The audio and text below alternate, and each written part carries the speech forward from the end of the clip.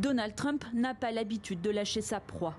Déterminé à annexer le Groenland, la Maison-Blanche miserait sur une stratégie sournoise, infiltrer l'opinion.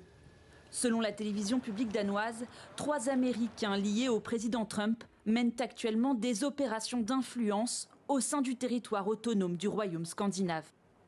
L'objectif est de pénétrer la société groenlandaise afin d'affaiblir de l'intérieur les relations avec le Danemark. Ces individus auraient notamment été chargés d'établir une liste de citoyens favorables à un rapprochement avec les États-Unis. Le reportage s'appuie sur plusieurs sources issues des 3 pays. Suite à ces révélations, Copenhague a convoqué mercredi le chargé d'affaires américain pour la 2e fois en 4 mois. Je viens de conclure une réunion avec des représentants du Sénat américain et notre collègue Viviane Mosfeld.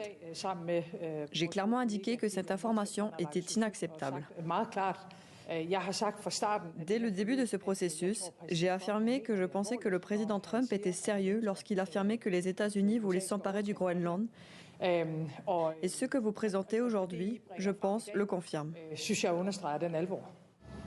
En mai déjà, le Danemark avait convoqué le chargé d'affaires américain après des révélations du Wall Street Journal.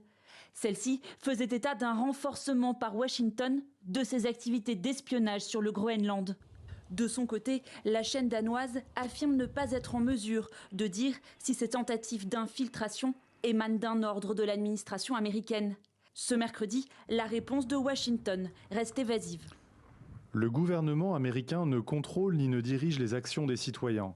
Le président, le vice-président et le secrétaire d'État ont tous été clairs. Les États-Unis respectent le droit du peuple groenlandais à déterminer son propre avenir. Dans un sondage en janvier, 85% des Groenlandais s'étaient dit opposés à une future appartenance aux États-Unis.